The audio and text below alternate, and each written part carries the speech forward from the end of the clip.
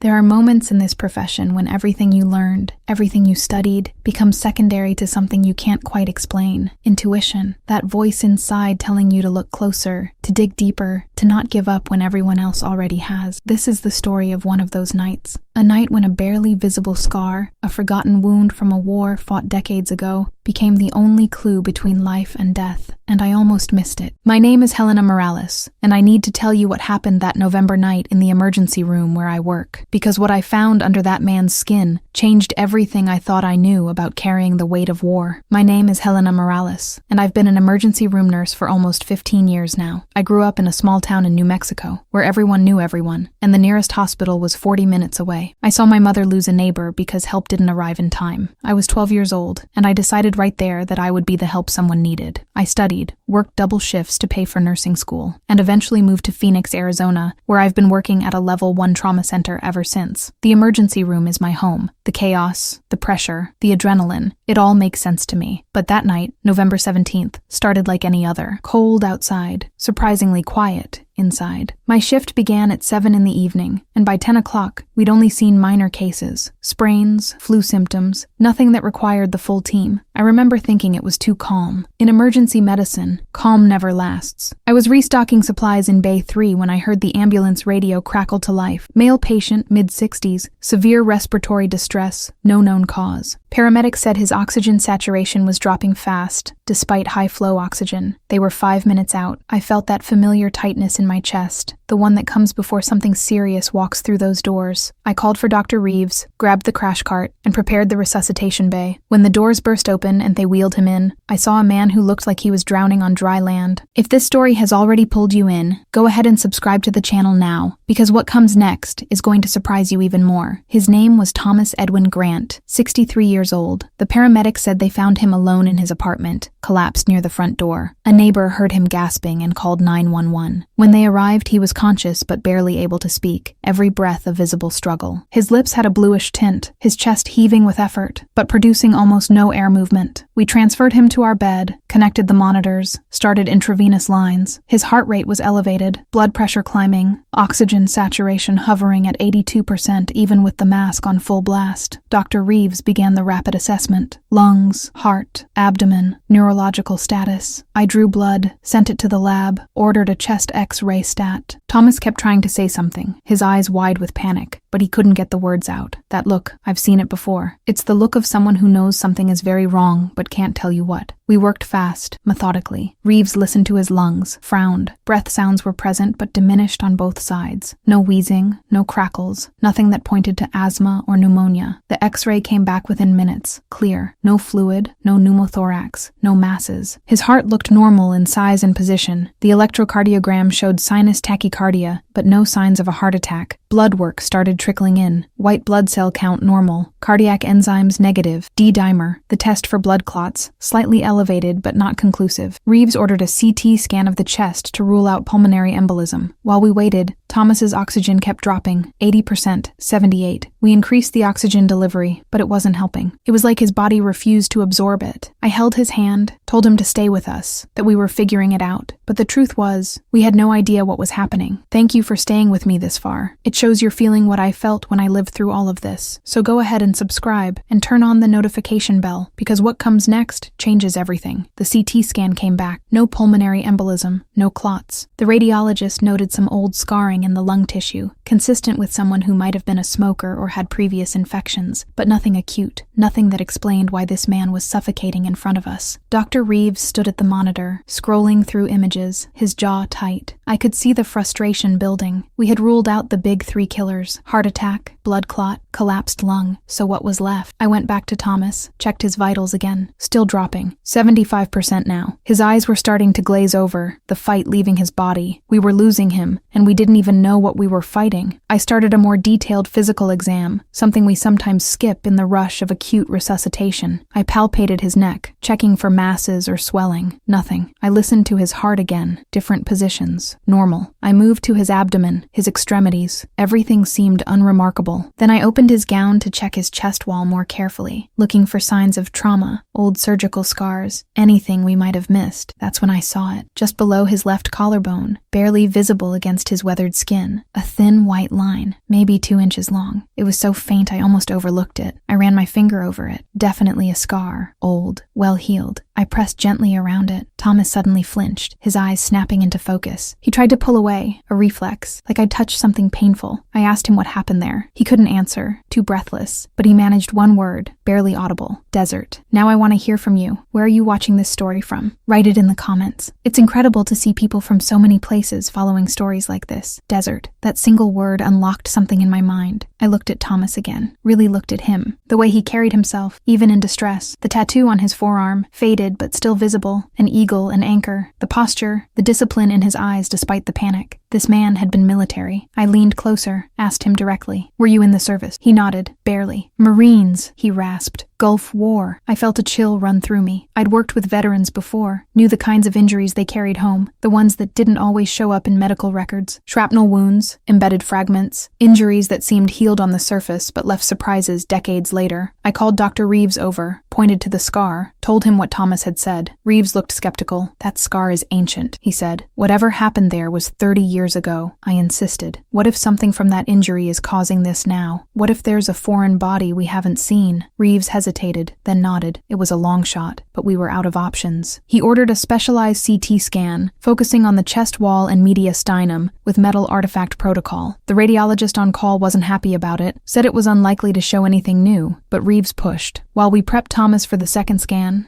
I stayed with him, asked him to tell me about the injury. He could barely speak, but between gasps, he managed fragments. Mortar attack, explosion.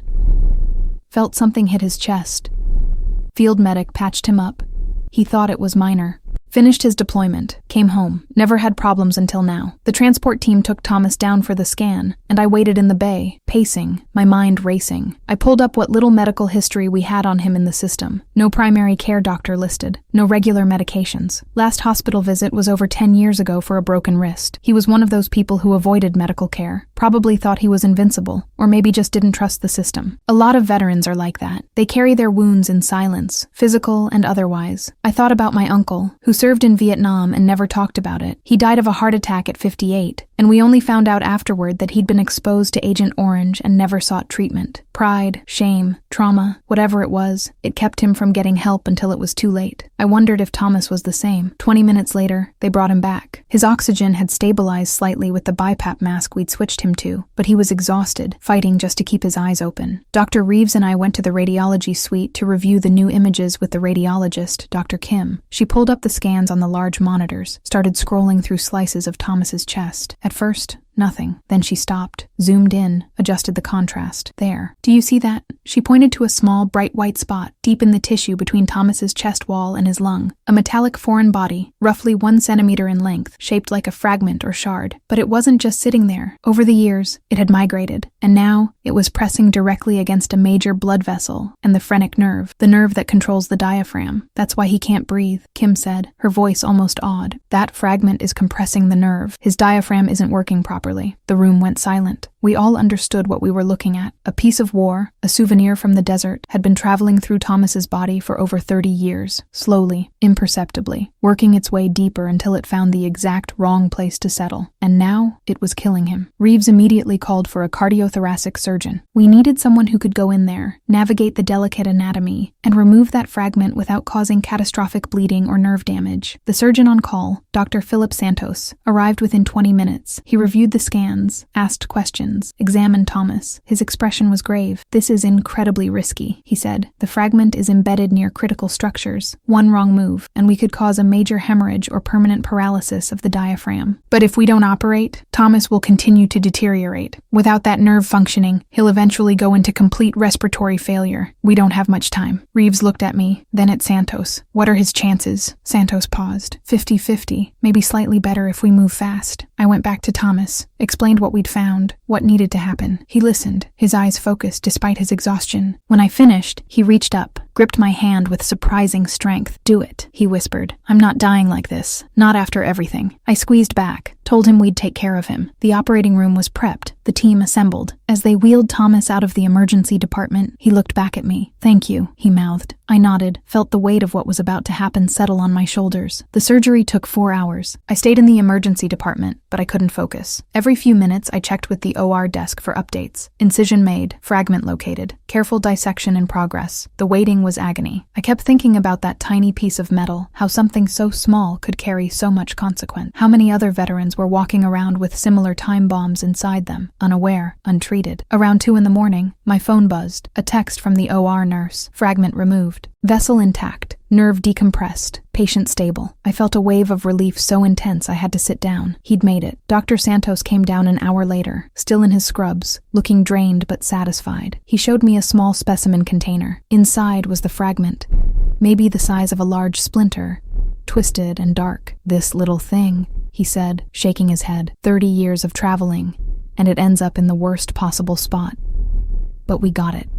The nerve should recover. His breathing should normalize over the next few days. I asked if I could see Thomas. Santos said he'd be in recovery for another hour, then moved to the surgical intensive care unit. I could visit once he was settled. When I finally saw him, just before my shift ended at 7 a.m, he was intubated, sedated, but stable. The ventilator breathed for him, but the plan was to wean him off within 24 hours. I stood by his bed, watched the monitors, the steady rhythm of his heart, the oxygen saturation finally back to normal. I thought about how close we'd come to missing it, how easy it would have been to overlook that tiny scar. 2 days later, Thomas was extubated. The breathing tube came out, and for the first time since that night, he took a full, deep breath on his own. I was there when it happened, watching him inhale, seeing the relief and disbelief on his face. It was one of those moments you don't forget. He cried, not loud, not dramatic, just quiet tears running down his face. I held his hand, let him process it. Later, when he could talk more comfortably, he told me things he said he'd never told anyone. About the war, about the explosion that put that fragment in his chest, about the friends he lost. He said he spent 30 years trying to forget, to bury it all, to just move forward and not look back. But the body remembers, I said. Even when we try to forget, the body keeps the score. He nodded. "You know what the worst part is?" he asked. "I came home, and everyone treated me like a hero, but I didn't feel like one. I felt guilty. Guilty for surviving when others didn't. Guilty for not being able to talk about it. So I just shut it all down. Stopped going to the VA, stopped connecting with other veterans, stopped dealing with it, and now, this. A piece of that war, literally inside me, trying to kill me." We talked for a long time. I told him about resources, about veteran support groups, about therapists who specialized in post-traumatic stress. He listened, really listened, said maybe it was time to stop running. His family came to visit that afternoon. A daughter, late 30s, who had no idea about any of this. She was shocked, angry that he'd never told her, but also relieved he was alive. I watched them reconnect, saw the walls he'd built start to come down. Thomas stayed in the hospital for another week. The nerve function in his diaphragm gradually improved. By day 5, he was breathing completely on his own, no support needed. Dr. Santos was amazed at the recovery. I visited him every shift, and each time, he seemed a little more like himself, a little more present. He started talking about plans, about reaching out to old Marine buddies, about going to the VA, finally dealing with things he should have dealt with decades ago, about being honest with his daughter. One evening, he asked me why I kept checking on him. "You saved my life that night," he said. "Most nurses would have just moved on to the next patient." I sat down in the chair next to his bed. "Because you reminded me why I do this," I said. "It's not just about the protocols and the procedures. It's about seeing people, really seeing them. You had a story written on your body, and I almost missed it." He smiled. "Well, I'm glad you didn't." Before he was discharged, he asked if he could hug me. I said yes. He held on for a long moment, whispered thank you again. Then he handed me something. A small pin, the Marine Corps emblem. "This was my father's," he said. "He served in World War II. I've carried it since I enlisted. I want you to have it." I tried to refuse, but he insisted. "You carried me when I couldn't carry myself. Now you carry this. I keep it in my locker at work. Every time I see it, I remember Thomas. I remember that night. And I remember that sometimes the smallest details tell the biggest stories." Thomas was discharged on a Tuesday morning. His daughter picked him up, and he walked out of that hospital breathing freely, something he'd taken for granted for 63 years until he almost lost it. I got a message from him a few weeks later. He'd connected with a veterans group, started therapy, even attended a reunion with some of his old unit members. He said facing the past was harder than he expected, but for the first time in decades, he felt like he could actually breathe in more ways than one. That case changed something in me. It reminded me that medicine isn't just about what we see on scans and lab results. It's about listening to the patient, trusting your instincts, thanks, and understanding that every person who walks through those doors carries a history, sometimes literally embedded in their body. I think about how many veterans are out there, living with invisible wounds, physical and emotional, who never get the care they need. How many pieces of war are still traveling through bodies, waiting to cause harm? How many people are suffering in silence because they don't know how to ask for help or don't believe they deserve it? This job has taught me that healing isn't just about fixing what's broken. It's about seeing the whole person, honoring their story, and giving them the space to finally let go of what they've been carrying. Thomas taught me that, and I'll carry that lesson with me for the rest of my career. And you? Have you ever lived through or known someone who went through something similar? A medical discovery that changed everything? Tell me in the comments. I read every single one. If this story touched you in some way, subscribe to the channel and turn on the notification bell so you don't miss the next real stories I'm going to share here. And don't forget to watch the next recommended video. There's a story coming that you won't believe actually happened.